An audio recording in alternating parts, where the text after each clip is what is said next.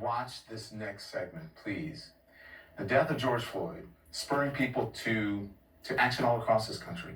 We've seen thousands take to the streets to protest police brutality and systemic racism. And now, with the election less than 5 months away, a group of star athletes and entertainers banding together to harness that energy. Led by LeBron James, the group, which is called More Than a Vote, will focus on two areas: registering new voters and fighting voter suppression, particularly in the Black community. So joining me now is Steven Jackson. As you know, he's a former NBA player, also a friend of George Floyd. Rapper Bun B and Kendrick Perkins, also former NBA player. All three are from the Houston area and are working with LeBron on the More Than a Vote project.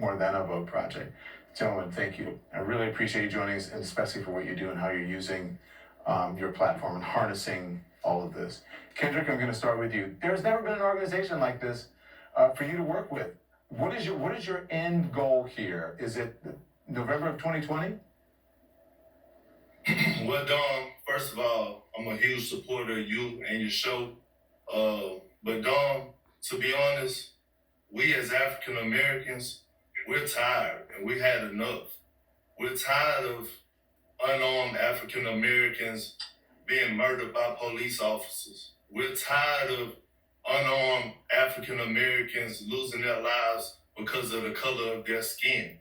I mean, can we change racism overnight? No, racism has been around for 400 years and probably is going to be around for the next 400 years. But what we can change is the system.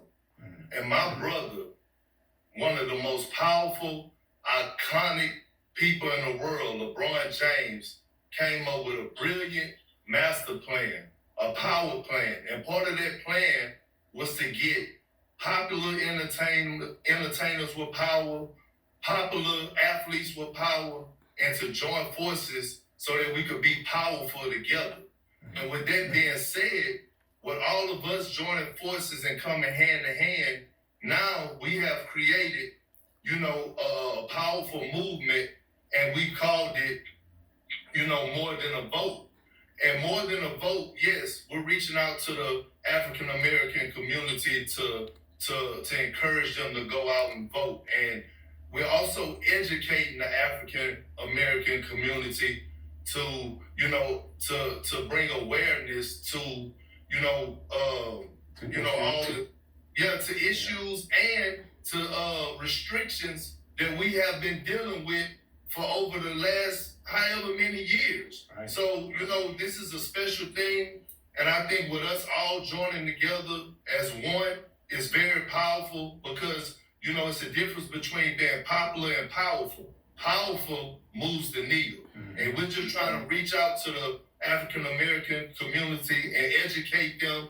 And I just want to applaud my brothers on here, Steven Jackson and Bun B. We all from the same area who raised me, who've been standing on the front line. Yeah, I love your passion. But you got to let these brothers talk too. Cause I love your passion. I agree with what you said, the power in numbers and sticking together. And I'm so happy to see people doing this, standing up, using their platform, using their voice, any influence that they have. Steven, today you led a march to the Minneapolis District Attorney's Office to demand convictions for the 4 officers involved in George Floyd's death. Here you are tonight to advocate for African American voters. Is this all connected for you? Yeah, I mean, it's just a road that fell in my lap, Don. Got to give you a shout out, just like Kendrick. I'm a big fan of you too. But it's just something that fell in my lap. I wish I didn't see my brother get murdered for the world to see. By racist cops. So me having a voice and us coming from Texas and knowing where he's from, Third Ward, I just use my voice and my name to go out there and stand for my brother. When they killed my brother, they didn't know he had a celebrity friend, a person that played in the NBA that won the championship that has proven to stand up for his brothers. I've shown it many a time. So this does go hand in hand, Don, and I'm embracing it, and I hope I continue to lead the right way. Amen. Bun, I want to bring you in because you're an artist. You're also a lecturer at Rice University. So yes. You're a smart brother. I'll take that. People are going to trust you because they know you. How are you going to educate people in the community? What do you have to say about this? Well, More Than a Vote is an amazing initiative, and I want to thank LeBron James for having myself, Kendrick, and Stephen be a part of it. One of the main things that we're dealing with right now in the African American community is voter oppression. Voter oppression in the past was really just about intimidation, right? The Klan would come through Black communities and tell them, you better not vote tomorrow or else. And even to the point where they would be at polling stations, intimidating people with guns and violence. Voter oppression in 2020 is different. It's more systematic, right? So if you look at Atlanta, Georgia, right? Atlanta, Georgia had malfunctioning machines at Black polling places. They had either understaffed polling stations or stations where the people that were working just really didn't know what they were doing. They also didn't have adequate paper forms for when the machines did malfunction. So there's a lot of different things that come into play when you look at voter oppression in America in modern times. And so that's what we're trying to do. One is to combat that voter oppression in Black and African American communities. And then two, to remind people to be vigilant, right? Because there are a lot of forces at play. It's not only going to be in the polling stations. Social media has been a place for disinformation for several years now. And so that's going to be another place where people are going to try to oppress the vote by, convincing people that the vote got moved or it got canceled, or maybe that specific polling stations are closed. So we got a very real thing happening right now in terms of voter oppression in this country. And we want to make sure that people are informed about what they should be avoiding come election. So, Kendrick, Vaughn just talked about Georgia, what happened in Georgia on Tuesday night. On Tuesday, went into the night, you could say Tuesday night. We saw, just crazy lines in Fulton and DeKalb counties, which are very high Black and minority population. This is what you said on Twitter. You said they are trying to make it tough as a way to take people's rights. Do you think that this is intentional, what happened here? Yes. And I've been told by a reliable source, actually a governor, that, we can't fall for those tricks. They see that they outside, what happened outside of Georgia, as far as all those African Americans ready to vote, and then all of a sudden, quote unquote, the systems are down or whatever the case may be. That's part of their plan. And we can't fall for that. And we have to bring awareness to that, they do lie. They do come up with things and try to, throw a curveball in certain situations so that Black people cannot vote. So we can't fall for that. Stephen, there's so much misinformation out there, especially on social media, where young people spend a whole lot of time. Do you guys, I know it's early on, but do you guys have a plan for that? Well, I have to say from my side, from my perspective, I think the young people are woke.